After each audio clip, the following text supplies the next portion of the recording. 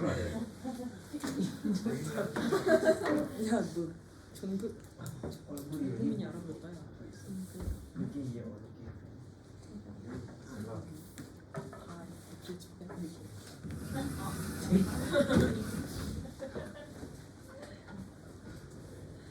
승준이가 아주 점점 슬라이드가 더 소설이 돼가는 거 같아요. 어저께도 듣는데 엄청 사이즈가 크더라고. 그래서 성준이는 암모니아 전문가죠, 그렇죠? 네, 그래서 이제 암모니아와 관련해서 이제 생성부터 시작해서 수송, 그다음에 저장, 유틸라이제이션까지 다 포괄해서 연구를 진행을 하고 있습니다. 그래서 오늘 암모니아에 대한 전반적인 내용을 이제 들을 예정입니다. 박수 맞이해 주셔서 고맙습니다. 오늘 발표 주제는 제목에서 보다시피 암모니아 밸류 체인에 걸쳐서 전반적으로 탈탄소화하는 저만의 프로젝트를 소개할 거고요. 거기 안에는 대략적으로 한 6가지 연구가 있는데 이전에 발표드렸던 내용 빼고 아직은 컨셉 단계의 내용 빼고 거의 컨셉이 잡혀서 어느 정도 시뮬레이션이 구성이 돼가는 것들 중에 3개를 뽑아가지고 그걸 할 예정입니다. 그래서 순서는 전반적인 제 연구 프로젝트에 대해서 소개를 하고 그다음에 3가지 해양에서의 암모니아 생산과 그다음에 암모니아 운송 분석 그다음에 마지막으로 암모니아를 활용하는 단계까지 소개드릴 겁니다. 그래서 이 페이지는 아마 저번 발표 때도 보여드렸기 때문에 다들 잘 알 것 같은데 암모니아 시장은 2050년까지는 연간 성장률이 다른 산업에 비해서 굉장히 높습니다. 아마 그 이유는 수호 경제 때문일 수도 있고 여러 가지 이유가 있겠지만은 특히 청정 암모니아의 경우에는 연간 성장률이 24% 정도에 달하고 특히 이제 그린 암모니아의 경우에는 70% 정도의 성장률을 계속 보이고 있습니다. 이렇게 성장을 하는 주 이유는 암모니아가 무탄소 연료로서 굉장히 각광받고 있기 때문인데요. 그래서 암모니아의 활용을 예측을 한번 해보면은 가장 많은 부분은 이제 선박 연료고요. 그 다음에 이제 발전, 그 다음에 수소 캐리어 정도가 되겠습니다. 그래서 왜 이렇게 암모니아가 선박 연료로 많이 이용되냐면은 해양은 다른 육상과 다르게 IMO 규제를 상당히 많이 받는데요.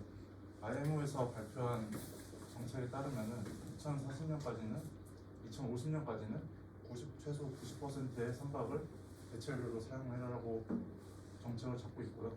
그 정책에 의해서 가장 경제성이 높고 현실성이 높은 연료가 암모니아라고 많은 보고서에서 발표되고 있습니다. 그래서 여기는 이제 다른 인터내셔널 에너지 에이전시에서 발표한 거고요. 인터내셔널 에너지 에이전시에서도 대략 200만 톤의 한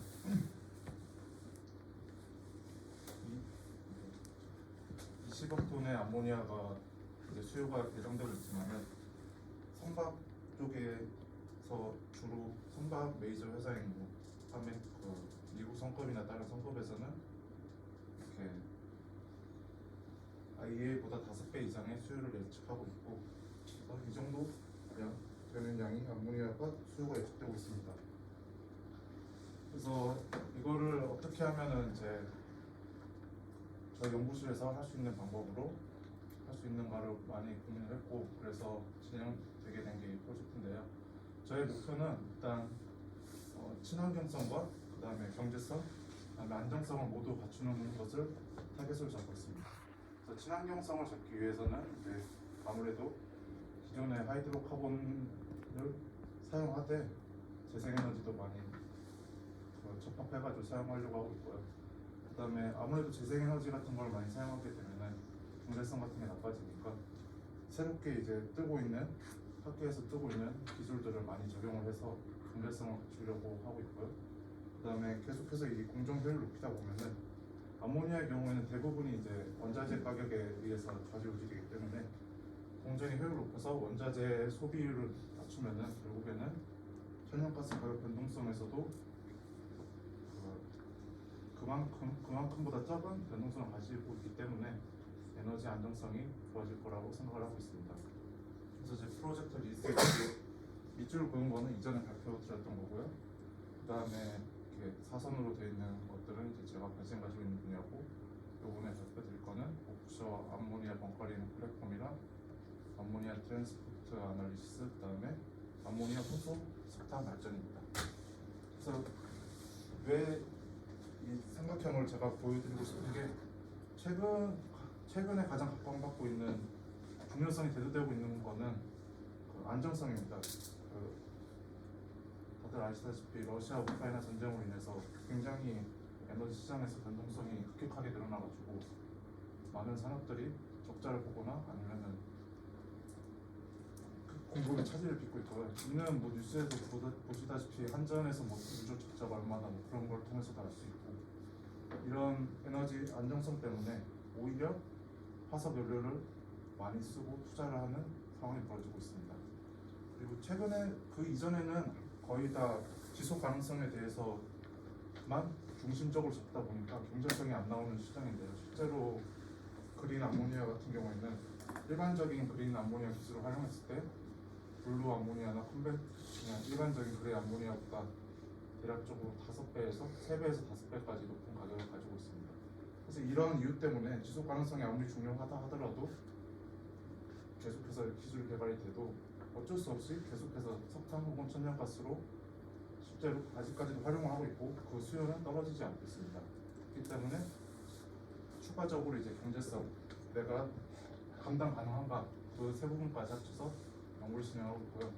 그 다음에 아무래도 저희는 컴퓨터 앞에서 연구를 하다 보니까 가장 중요한 게 컴퓨터와 산업 간의 실제와의 괴리감이라고 생각합니다. 그런 괴리감을 줄이기 위해서 저는 반응이나 여러 가지 모사할 때 여러 가지 라이센스 회사들의 데이터들이나 실제 현실적인 것을 반영하려고 노력을 많이 하고 있고요. 이런 것들을 녹여가지고 이제 지역적인 분석을 통해서 어디가 가장 시장 수요가 좋고 어디서 암모니아를 생산하면은 가장 가격성이 높은지 대략적으로 파악한 다음에 이 세 가지 분석을 통해서 이제 어느 정도 컨셉이 잡혀지면은 이런 아스펜 툴들을 이용해서 이제 연구를 진행하고 있습니다. 이거 4개는 이제 제가 실제로 쓰고 있는 툴들이고요. 여기 최근에 관심 가지고 있는 아스펜 피델리스나 인텔 같은 경우는 공부를 하고 있는데 아마 관심 있으신 분들은 같이 공부하면 좋을 것 같습니다. 그래서 아래 그림이 결국엔 제 프로젝트 전반적으로 나타낸 다이어그램인데, 암모니아 생산부터 해양 생산, 그리고 운송, 암모니아 운송과 이제 암모니아를 활용한 이제 다른 컨테이너 같은 선박의 적용, 마지막으로 다운스트림에서 비료나 화학 공장, 발전소에서 활용까지 나타낸 그림입니다. 그래서 이걸 조금 더 자세하게 설명을 하면은 아마 사례를 들어서 설명하는 게 좋을 것 같아서 이전에 이제 온쇼어에서 암모니아 생산하는 공정에서 적용하는 사례를 보여드리는 페이지인데요. 암모니아 전단에 이제 수소 생산을 하는 공정은 이제 원료는 이제 주요가 천연가스고요. 천연가스에 대한 정보는 지역별로 컴포지션이 굉장히 다릅니다.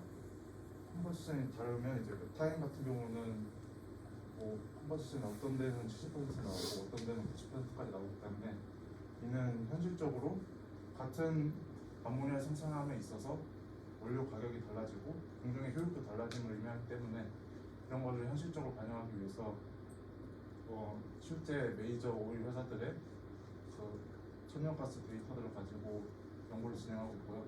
반응기 같은 경우는 가장 암모니아의 반응기에 라이센스를 해준 가장 유명한 곳이 톱소랑 KBR이 있는데, 저 같은 경우는 톱소사의 반응기 데이터와 최대한 리그레이션을 시켜가지고 진행하고 있습니다.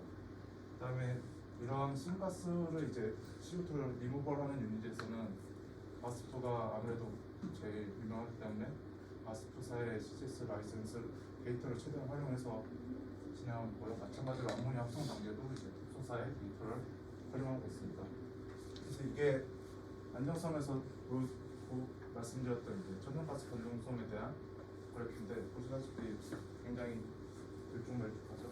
이게 결국에는 암모니아 가격의 80% 정도가 이제 결국에는 원자재 가격이기 때문에 이런 변동성을 최대한 효율 높여서 최대한 낮추는 게 목표고, 그다음에 이거는 이 사람의 연구에서 따온 그래프인데 암모니아 생산 공정에서 가장 많은 장비 비용을 차지하는 게 바로 이제 에어스페이션 유닛, 그다음에 수소 생산 가능기, 탄소 포집, 암모니아 합성입니다. 근데 이것만 보고 암모니아 생산 가격에 에어스페이션 유닛이 가장 많이 차지한다라고 생각하시면 안 되고요. 실제로 에어스페이션 유닛이 장비 가격은 굉장히 크지만은 실제 가격에서 차지하는 비중은 대략적으로 20% 정도 됩니다. 하지만 20%가 그럼에도 불구하고 굉장히 높은 가격이고요. 저는 이런 게 문제점이라고 생각해서 에어스페이션 유닛을 대체하기 위해 다른 기술들을 적용해서 완전히 대체를 하게 되었고, 하지만 그로 인한 이제 반대 부작용으로 수소 생산 가격이 조금 올라갔지만은 결과적으로 보면 떨어지는 결과를 다음 세미나 때 보여드릴 수 있을 것 같습니다.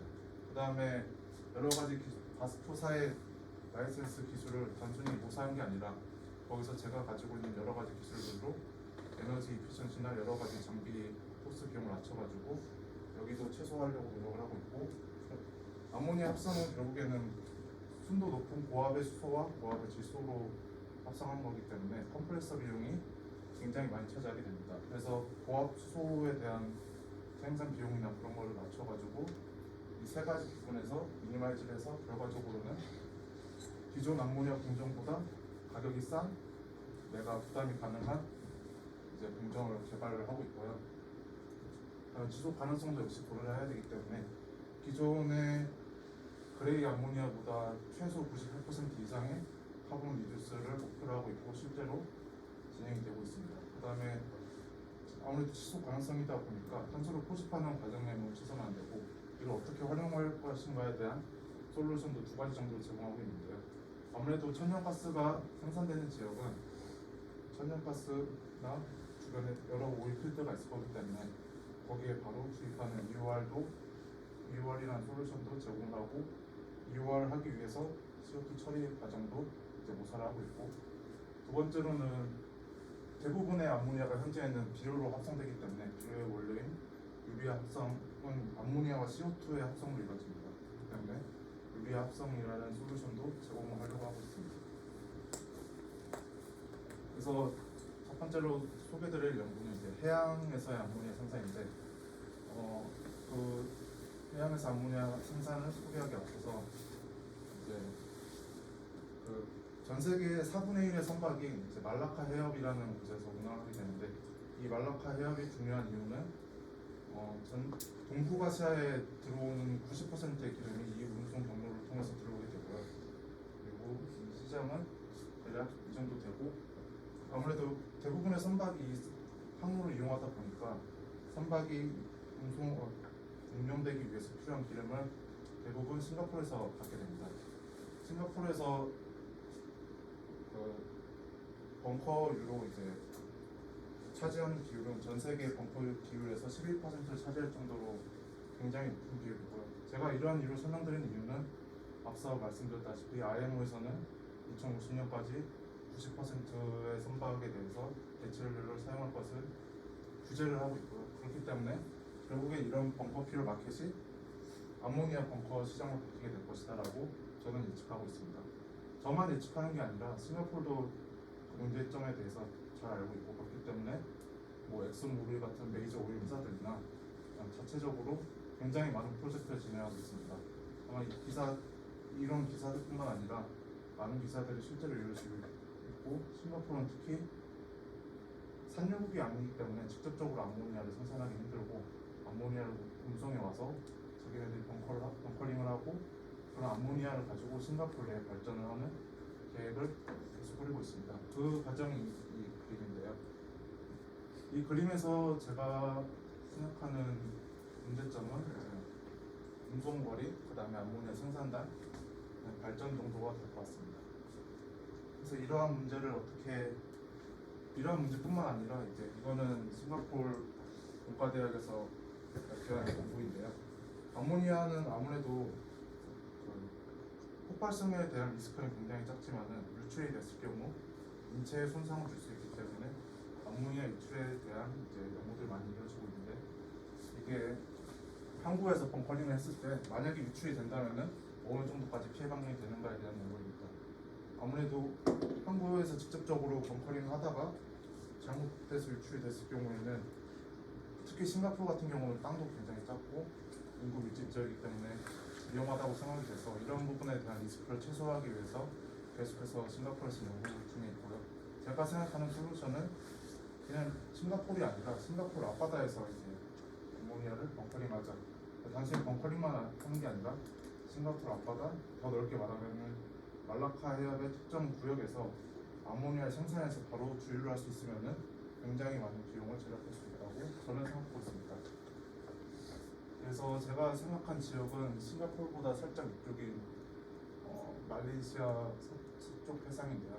이쪽은 가스전이 지금도 개발이 되고 있고 많은 가스량이 풍부하다고 보고가 되고 있습니다. 뿐만 아니라 아까 말씀드렸던 25%, 전 세계 25%의 선박은 실제 데이터로 볼 수 있듯이 수많은 선박들이 지나오고 있기 때문에 이 구역에서 바로 암모니아를 생산해서 주유를 할 수 있다면은 제가 생각하는 직접적인 이득은 운송 거리를 최소화할 수 있고 간접적인 비용으로는 싱가포르 항구에 불필요하게 정박을 하지 않아도 되고 반대로 싱가포르 입장에서는 항구에 대한 캐패시티를 불필요하게 늘리지 않아도 됩니다.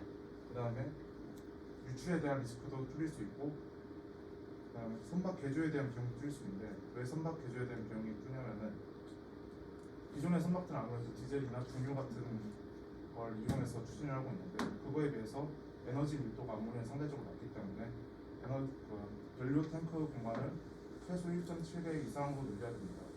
반면에 기존에 있는 탱크 공간을 그대로 유지하면서 항로 중간에 이런 방식으로 주유를 할 수 있게 된다면은 이런 리트로핏 비용도 줄일 수 있다는 게 제 생각이고요.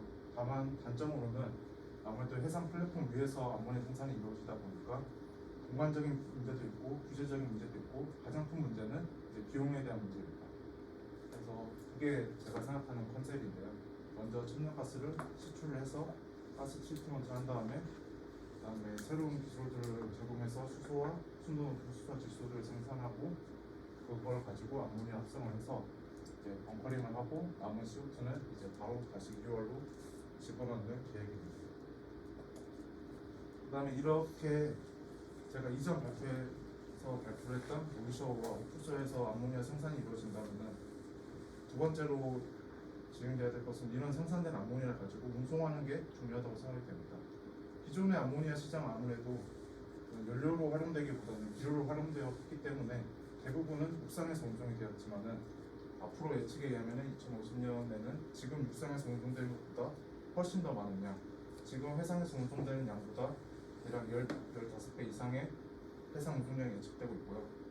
그리고 그뿐만 아니라 수소에 대한 수소 캐리어스 운송도 지금까지 발표된 프로젝트에 의하면 80% 정도가 이제 액화수소나 다른 형태가 아닌 암모니아 형태로 운송이 된다고 발표되고 있습니다. 특히나 이제 대륙간 이동들을 보면은 지도가 안 보이지만 대륙간 이동을 보자면은 거의 100%에 가까운 대륙간 수소 운송이 암모니아로 운송이 될 거라는 예측이 있고 한국에서 보시다시피 한국은 2030년까지는 100%의 수소를 암모니아 형태로 운송한다고 이제 이렇게 수소 계획에 포함되어 있습니다. 근데 이러한 문제점은 결국에는 운송 과정에서 발생하는 온실가스인데요. 굳이 막 먼 곳에서 깨끗하게 암모니아를 만들어 와도 계속해서 디젤이나 중유 같은 화석 연료를 사용해서 운송하게 된다면은 그 과정에서 끊임없이 탄소가 발생하게 됩니다.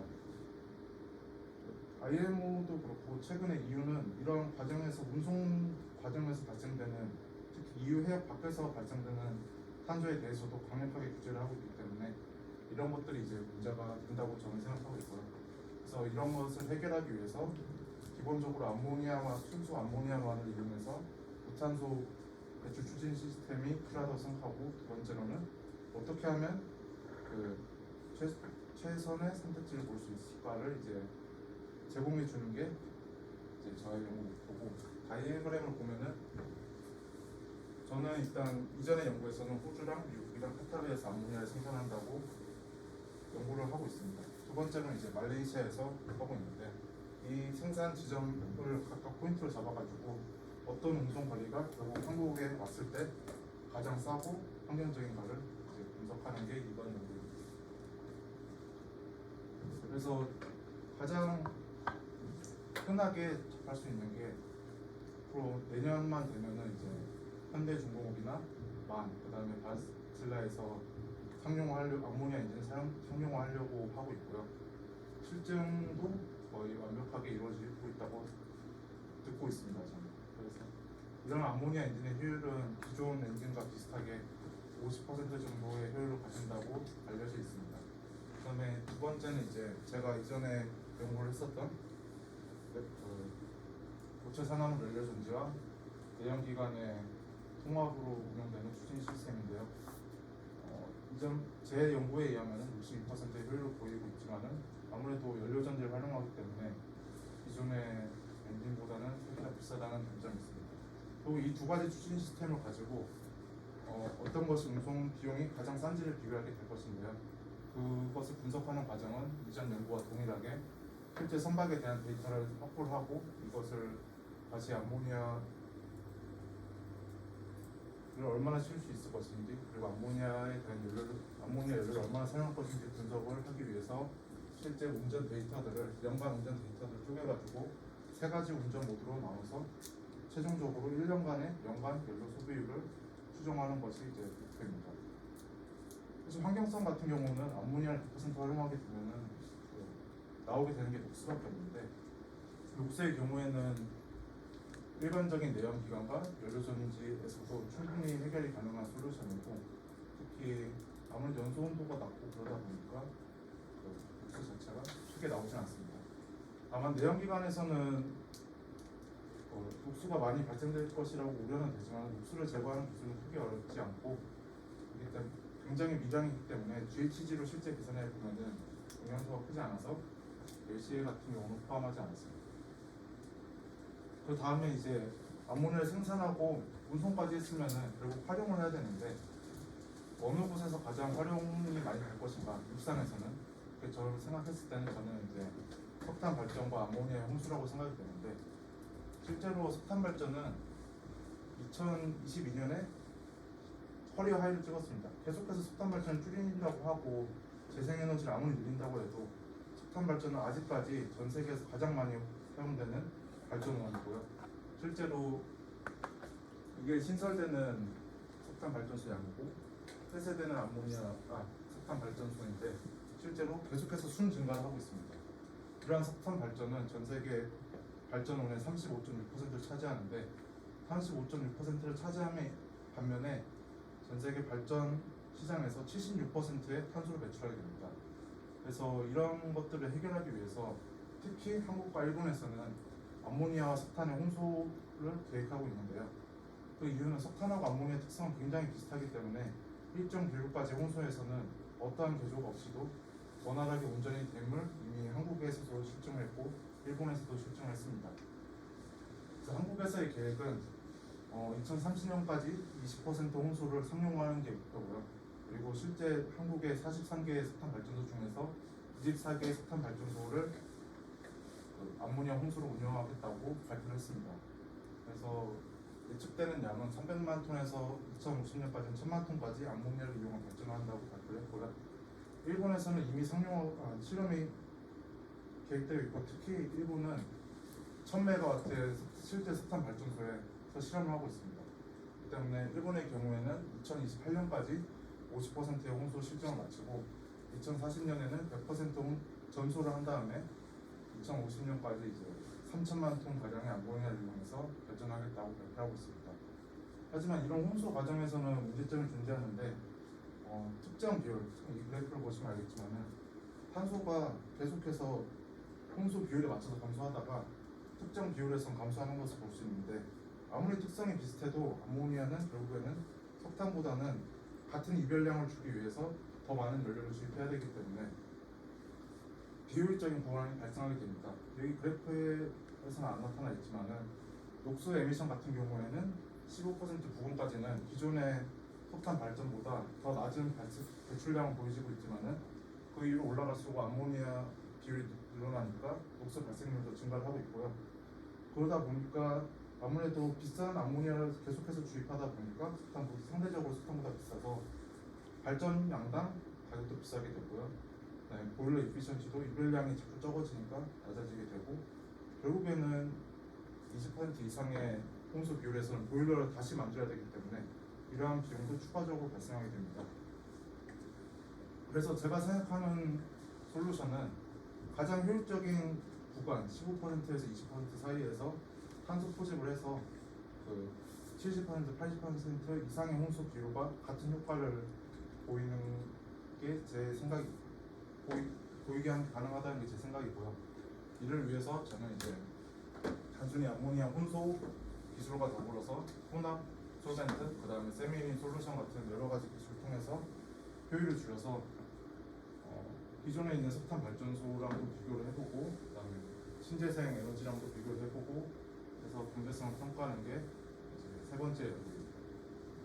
그래서 실제로 중국에서 연구한 자료에 의하면은 자료의 스트림을 이용할 것인지 아니면 제가 직접 석탄 발전소를 시뮬레이션해서 구성할 것인지 고민하고 있지만은 일단 중국에서 연구한 스트림의 정보를 대충 이제 계산해 봤을 때 이제 아무래도 탄소의 몰 프랙션이 줄다 보니까 에너지 소비율은 조금씩 늘어나지만 절대적인 에너지 소비율은 감소할 것이라고 생각이 되고요.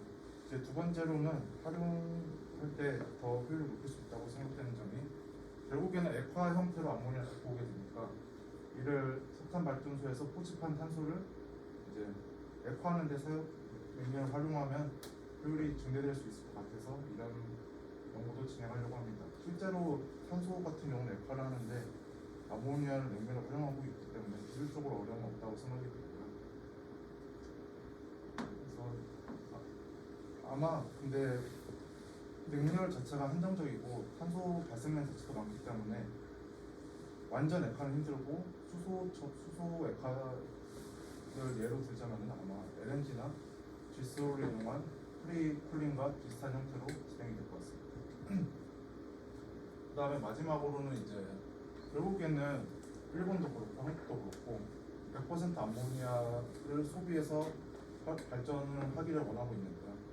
그렇기 위해서는 이런 보일러 형태의 화력 발전소만으로는 한계가 있다고 생각이 들고 일본도 이제 목재 산화물 연료 정지를 이용한 아모니아 발전, 미국에서 아모지라는 회사도 아모니아 직접 목재 산화 연료 정지를 이용한 기술들을 계속해서 개발을 하고 투자를 하고 있기 때문에 저 역시도 이런 것을 구성해 봤는데 이전에 선박의 경우에는 아모니아 연료 정지 후단에 내연기관을 다는 거였는데 저는 내연기관이 아니라 기존의 가스터빈과 스팀터빈 사이클도 합쳐가지고 대략적으로 한 60% 정도의 효율을 보이는 제로 카본 암모니아 파워 플랜트를 모사를 했었습니다. 그래서 이런 것들을 통틀어서 결과적으로는 어떤 것이 가장 성경적이고 경제적이고 안정적인 발전 방식이 될 것인가를 분석하는 게 이제 마지막 연구입니다. 그래서 아마 결과는 제가 구체적인 수치를 보여드리기에는 아직까지는 이른 단계라고 생각이 들고요. 그래서 간단하게 계산이 되고 제가 컨셉 단계에서 예측이 됐던 거는 이제 업스트림에서는 기존의 암모니아보다 10% 정도는 싸게 만들 수 있다. 하지만 반면에 그레이 암모니아보다 99% 이상의 탄소를 감축할 수 있기 때문에 거의 그린 암모니아와 비슷한 수준이다 라는 게 예측이 되고 있고 목표로 하고 있습니다. 그 다음에 미드스트림에서는 아무래도 암모니아를 화물뿐만 아니라 연료로서 활용하기 때문에 제로 카본 에미션이 가장 중요한 포인트인 것 같고요. 이 방법을 활용을 하되 최대한 기존의 중유나 디젤을 활용하는 방법보다 비슷하거나 싸게 만드는 게 목표입니다. 이제 다음 스트림에서는 아무래도 석탄을 홍수하게 되면 어쩔 수 없이 탄소가 발생될 수밖에 없지만은 이런 거를 발생되는 배출되는 탄소에 대해서 탄소세를 물고 몸에도 불구하고 결과적으로는 풍력이든 태양광이든 어떤 다른 발전원에 비해서 싸게 만드는 것이 다운스트림에서의 목표입니다. 그래서 제가 생각하고 있는 결국 졸업 논문에서의 결과는 이런 모든 것들이 다 수치적으로 계산이 돼서 이 전 밸류체인에 걸쳐서 제 연구를 통해서 어느 정도의 에너지 효율성을 높일 수 있고 어느 정도의 비용을 절감할 수 있으며 그뿐만 아니라 최대 한 90% 정도의 탄소를 저감하는 게 제 연구의 목표입니다. 네, 감사합니다.